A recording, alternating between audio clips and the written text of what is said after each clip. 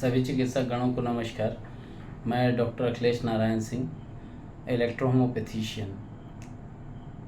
अभी हाल ही में 14, 15, 16 जून को नासक मेथोडोलॉजी की क्लास रखी गई है, नेशनल सेमिनार और नेशनल वर्कशॉप के माध्यम से। इस क्लास में एक्चुअल में डाइल्यूशन की भिन्न परिभाषाएं लोग देते हैं। इलेक्ट्रोहोमोपैथी क्या है, उसके सिद्धांत क्या हैं, उसके सिद्धांत के अनुसार जब हम क्लिनिकल प्रैक्टिस हम करते हैं तो हमको किन बिंदुओं का खास ध्यान रखना चाहिए। जैसे डाइल्यूशन अगर हम बना रहे हैं D1, D2, D3, D4, D5, D6, D7, D8, D9, D10, कई बार आता है सुनने में कि 30 दे दो, 200 दे दो, 500 दे दो, 1M दे दो, मतलब 1000 पावर का, 10,000 पावर दे दो। कई बार आपने सुना होगा 1C, 2C, 3C, 4C, 5C तक दे दो। भाई ये है क्या? अगर हमारे पास केवल 38 मेडिसिन है तो हम कैसे जानें कि उस मेडिसिन की एक्चुअल उस D9, जैसे D9 है, और अगर मैं कहता हूँ कि 10,000 मतलब 10M है, तो 10M का स्ट्रेंथ पावर क्या है और उसका D9 का स्ट्रेंथ पावर क्या है, क्यों उसको एक बराबर या समतुल्य माना जाता है। 10 D10 देते हैं तो अगर 6x दिया जा रहा है तो ये जो भिन्न प्रकार के डाइल्यूशंस की मेथोडोलॉजी लोग बताते हैं, ये है क्या, ये जानना ज़रूरी है। पोटेंसी अगर है तो वो कहाँ से बनाई जाती है और कैसे, उसका क्या उपयोग है, ठीक है। इसके अलावा में जब हम प्रैक्टिस करते हैं तो एक्यूट डिजीज़ में हमें प्लस माइनस देखना होता है, न्यूट्रलाइजेशन देखना होता है। तो इसको बिना देखे हुए आप कैसे प्रैक्टिस कर सकते हैं? कैसे जानेंगे कि किस डिज़ीज़ के रिगार्डिंग हमें कौन सा डाइल्यूशन कितनी मात्रा में देना है। कई बार हमें व्हाट्सएप के माध्यम से ग्रुप में बहुत सारे महानुभाव साथी होते हैं। जो महानुभाव मैंने इसलिए कहा कि उनकी सिंपलसिटी ये रहती है कि वो कोई भी डॉक्टर उनसे पूछता है तो अपने विवेक के अनुसार उसको मार्ग बताते हैं कि इस तरीके से आप मेडिसिन का चयन कर लीजिए और इसको फला डाइल्यूशन में आप दे दीजिए। तो आप कैसे जानेंगे कि कितना डाल करके मेडिसिन तैयार करना है, कैसे डाल के तैयार करना है दवा? 5 मेडिसिन है, कहीं 7 है, कहीं 3 ही है, तो हम कैसे तैयार करें उस मेडिसिन को? अगर 30 ml तैयार करना है या 15 ml तैयार करना है या 100 ml तैयार करना है, तो कैसे तैयार करें? Processing method. अगर आपको लगता है मुझे सीखना चाहिए तो 14, 15, 16 जून शाहीन बाग सर्किट हाउस, अहमदाबाद, गुजरात, भारत में ये कार्यक्रम होने जा रहा है। नासक नारायण हर्बल स्पाइसरिक अनुसंधान केंद्र के जो चारों यूनिट हैं और आस्था फाउंडेशन इंडिया के द्वारा ये संयुक्त तत्वाधान में कार्यक्रम होने जा रहा है। इस कार्यक्रम की जो रूपरेखा है वो अहमदाबाद के गुजरात से डॉक्टर रविंद्र S शर्मा जी देख रहे हैं। अगर किसी को लगता है कि मुझे इस प्रोग्राम को अटेंड करना चाहिए तो 9904248934 और एक व्हाट्सएप नंबर और है 9407761264। इस पे आप कांटेक्ट कर सकते हैं, फ़ोन भी कर सकते हैं और व्हाट्सएप भी कर सकते हैं। इसके अलावा 2 नंबर और हैं 8866292545। एक नंबर और है 6267726860। बात है कि अगर हम क्लिनिकल प्रैक्टिस कर रहे हैं और 4 मेडिसिन का समावेश किसी मेडिसिन में हमें करने की आवश्यकता पड़ रही है, सपोज़ मान लेते हैं C2, H2, F2, A2, GE डला है और ये मेडिसिन मुझे किसी पेशेंट को 30 डेज़ के लिए देना है। 30 ml का मैं डोज बनाता हूँ, 5 ड्रॉप TDS और QID मैं चलाता हूँ। TDS चलाता हूँ तो लगभग 32 डेज़ चलेगी, और अगर मैं QID चलाता हूँ तो लगभग 28 डेज़ मेडिसिन चलती है। तो जब हम इस मेडिसिन को बनाएंगे तो कैसे बनाएंगे? मान लेते हैं D3 से हम मेडिसिन तैयार कर रहे हैं तो कैसे तैयार करेंगे, D4 से तैयार कर रहे हैं तो कैसे तैयार करेंगे, 5 से कर रहे हैं तो कैसे तैयार करेंगे। सीरियल वाइज तो डाइल्यूशंस होते ही हैं, डाइल्यूशंस जंपिंग मेथड में भी होते हैं, मतलब 10 बूंद डाल दीजिए, 15 बूंद डाल दीजिए, 6 बूंद डाल दीजिए, कहीं 3 बूंद डालते हैं, 1 बूंद डाला जाता है, कहीं 30 बूंद डाला जाता है, कहीं 60 बूंद डाला जाता है। तो ये क्यों डाला जाता है और इसकी कंडीशंस क्या है, किस कंडीशन में हमको इस टाइप से यूज़ करने की आवश्यकता होती है, 1 ड्रॉप मेथोडोलॉजी की आवश्यकता कब पड़ती है, या 1 ml के रेशियो पे जब हम चलते हैं मेडिसिन की तो कब ज़रूरत पड़ती है। ये जानना इसलिए ज़रूरी है, ये केवल नासक जो नारायण हर्बल स्पैजरिक परिवार की 100% टीम है, केवल उसी के जानने की चीज़ नहीं है। ये एक इलेक्ट्रो होम्योपैथी और स्पैजरिक साइंस में जो लोग काम करते हैं उन सभी के जानने की चीज़ें हैं, क्योंकि अगर इन टिप्स को हम जानते हैं तो हमारे क्लिनिकल प्रैक्टिस का जो रेशियो होगा पेशेंट को ठीक करने का वो बढ़ जाएगा, टाइम पीरियड कम लगेंगे और डिजीज़ जल्दी से आसानी से क्योर हो जाएगा। इसी को ध्यान में रखते हुए जब इलेक्ट्रो होम्योपैथी में क्लिनिकल प्रैक्टिस जब एक नया चिकित्सक करता है या कोई अन्य सिस्टम ऑफ मेडिसिन में भटक करके चले जाते हैं इलेक्ट्रो होम्योपैथी चिकित्सक, तो उस दिशा में वो चिकित्सक जब वापस अपने मूल को तब लौट पाते हैं जब उनको हाथ पकड़ के सिखाया जाए।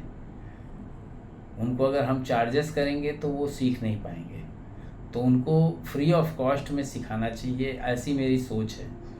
इसी को ध्यान में रखते हुए हमने free second batch, first batch हमने nano technology of electro homeopathy and its modern diagnosis करके एक स्टडी चलाई थी 2021-22 में। 22-23 में NMDS करके एक कोर्स चलाया था, कैंसर को लेकर के था। इसके पश्चात लोगों की जिज्ञासा थी कि नहीं सर, हमें Narayan herbal electro homeopathy base spagyric concept को क्लियर कर दीजिए। तो लास्ट ईयर सितंबर से ये कोर्स चालू किया गया, लेकिन 1 महीना डिले होने के वजह से अक्टूबर में चालू हो सका था।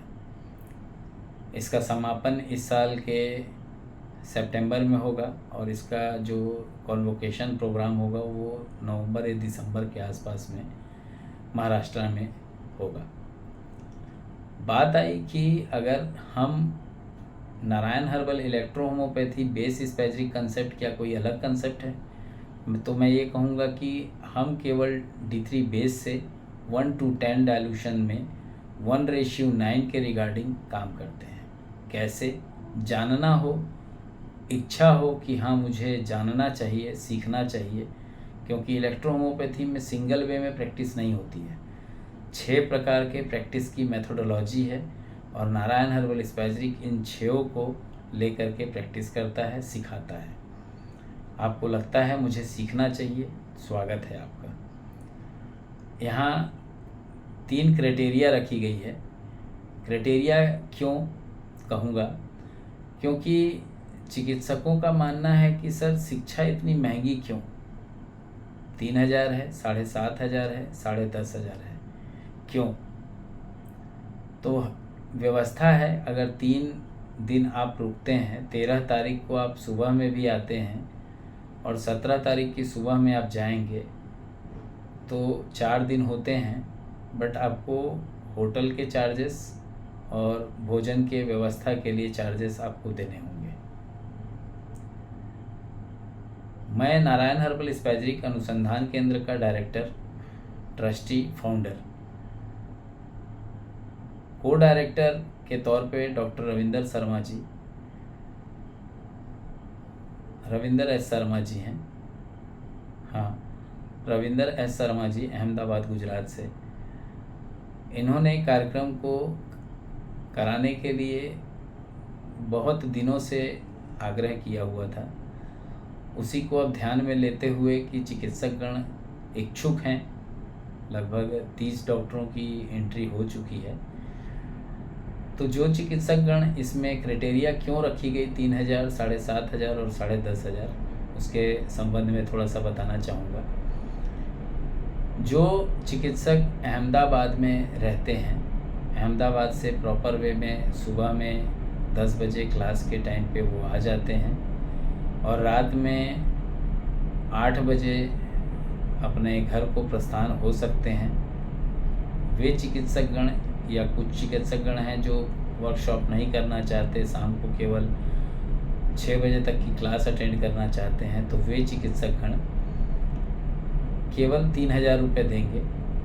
इसमें आपके भोजन की व्यवस्था है दिन में, और सुबह का नाश्ता है, शाम की चाय है। इतना खर्च तो आपको भी लगेगा, मैं समझता हूँ। सेकंड वे 7,500 की क्राइटेरिया रखी गई है, जिसमें जैसे आप पंजाब से आए हैं, कोई दूसरा डॉक्टर है बिहार से हो, कोई महाराष्ट्र से आया हो, कोई गोवा से आया हो, कोई उत्तर प्रदेश से आया हो, लखनऊ से भी हो सकता है, या हो सकता है कोई महाराष्ट्र से, तेलंगाना से, कहीं से आया हो, कोई राजस्थान से आया हो, सुबोध रंजन, हाँ वो भी आ रहे हैं। हाँ, तो ऐसे करके जो चिकित्सकगण हैं, उसमें जो चिकित्सकगण हैं सभी के लिए ये व्यवस्था है कि गर्मी किसी को नहीं लगेगी। हाँ, पढ़ाई से जो गर्मी निकल के आएगी उसको तो मैं नहीं कह सकता, क्योंकि जो मैं पढ़ाऊँगा वहाँ तो माहौल गर्म हो जाता है, जानने को इतना जानकारी मिलता है कि दिमाग गर्म हो जाता है। इसलिए इसको टुकड़े टुकड़े में क्लासेस को रखा गया है, और 3 दिन में सारी चीज़ें आप लोगों को डिस्क्लोज़ कर दूँगा। रिसर्च मेथोडोलॉजी में जिनको ऑफलाइन करना होगा वे भी, और जिनको ऑनलाइन करना होगा वे भी वेलकम है उनका। मेथोडोलॉजी में व्यवस्था अलग से मैं इसका एक क्लास दे दूंगा आपको। इसमें है कि प्रोग्राम में what is dilution and different type of dilutions, जैसे सीरियल डाइल्यूशंस हैं, जंपिंग डाइल्यूशंस हैं, 1 ड्रॉप मेथोडोलॉजी है, 1 ml मेथोडोलॉजी है, तो कहाँ कैसे यूज़ होता है इसका एक्सप्लेनेशन दूंगा। According to potency, dilution according to potency के अकॉर्डिंग अगर हमको डाइल्यूशन देने की ज़रूरत है 1 to 10 में, तो कैसे देंगे, कैसे दिया जाता है। डोजोलॉजी की बात करें तो 1 ड्रॉप से लेकर के 50-60 ड्रॉप तक पेशेंट को 100 ड्रॉप तक पिलाया जाता है। किन अवस्थाओं में दिया जाता है, कैसे, इसकी जानकारी। पोटेंसी क्या होता है, इसकी जानकारी। सेंटिकुलर क्या है, इसकी जानकारी।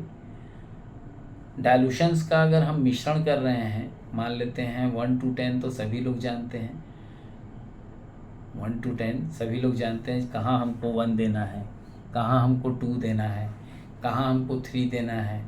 कभी ऐसा तो देखे नहीं होंगे कि 1 दे रहे हैं आज, कल उसको 2 देना पड़ रहा है, मतलब 15 डेज़ के बाद या 7 डेज़ के बाद उसको 2 दे रहे हैं। कौन सी डिजीज़ है ऐसी। या मान लेते हैं हम सेकेंड डाइल्यूशन दे रहे थे, हमको 6th डाइल्यूशन जाने की ज़रूरत पड़ गई। क्यों ज़रूरत पड़ती है, कौन से केसेस में, जानकारी होना चाहिए। नहीं अगर है तो वो पेशेंट खुद नहीं टूटेगा, खुद टूटेगा चार्ट को तोड़ के जाएगा।